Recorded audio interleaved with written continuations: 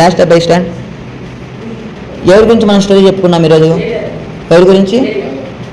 ఏలియా ఏదో ఒక వాగు దగ్గర ఉన్నాడు కదా, ఆ వాగు పేరేంటి?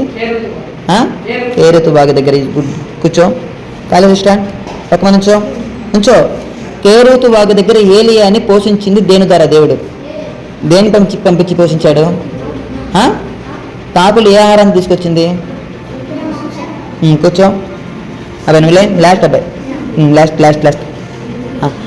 ఏలియా కేరేతు వాకులో నీళ్లు ఎండిపోయినాయి కదా, ఎండిపోయిన తర్వాత దేవుడు ఎక్కడికి వెళ్ళమన్నాడు ఏలియాని?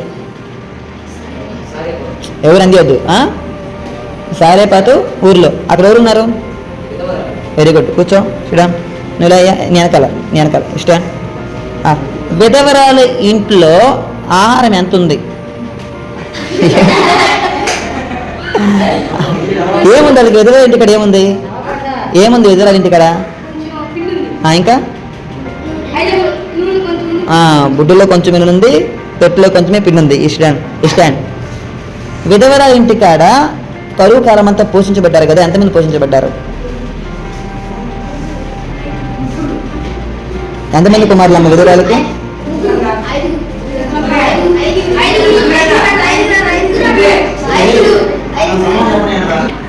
ఇప్పుడు ముగ్గురు, నలుగురు, ఐదుగురు కాదు. మీరేం చెప్పాలంటే ఏలియాని కలుపుకొని సారేపాతు విధవరాలను, ఊరిలో ఉన్న విధవరాలు, అతని కుమారుడు ఏలియా, మొత్తం కలిపి ముగ్గురు పోషించబడ్డారు. విధవరాలు అంటే ఎవరు? వెరీ గుడ్, ఇస్తాడు కూర్చున్నాను. కథ యొక్క సారాంశాన్ని మనం జ్ఞాపకం చేసుకున్నట్లయితే ఇజ్రాయేల్ దేశం అంతా కూడా కరువు ఏర్పడినప్పుడు దేవుడు తన ప్రవక్త అయినటువంటి ఏలియాను ఆహాబు యొక్క రాజు దృష్టి నుంచి దాక్కొని కేరేతు వాగు దగ్గర ఉండమని ఆదేశించాడు. దేవుడు ఆదేశం అనగా దేవుడిచ్చినటువంటి ఆజ్ఞకు ఏలియా లోబడి కేరేతు వాగు దగ్గరికి వెళ్ళి దాక్కోగా దేవుడు కాకుల ద్వారా ఏలియాని పోషించినట్లుగా మనము చూడొచ్చు. ఆహారము మరియు నీళ్లు.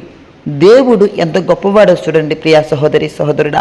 కరువు కాలంలో ఉదయము సాయంత్రము కాకులు రొట్టెను మరియు మాంసమును తీసుకొచ్చి ఏలియాకి ఇవ్వడమే కాకుండా ఆ యొక్క వాగులో నీళ్లు తాగడానికి దేవుడు వెసులుబాటు అనుగ్రహించాడు. సమస్త మహిమ దేవునికి కలుగును కాక. ఈ యొక్క కథలో మనం జ్ఞాపకం చేసుకోవాల్సింది ఏంటంటే ఏలియాకు ఉన్నటువంటి విశ్వాసం దేవుడి యొక్క గొప్ప కార్యం. ప్రార్థించండి. మేము నేర్చుకున్న ప్రతి ఒక్క సబ్జెక్ట్ కూడా మా హృదయంలో నాటుకుంటూ మా విశ్వాసానికి అవి దృఢపరచుకుంటూ సమయం వల్లే కార్యదర్శి నుంచి ప్రార్థన పూర్వకంగా ఎదగడానికి క్రీస్తు యేసుని సహకారం అనుగ్రహించడం.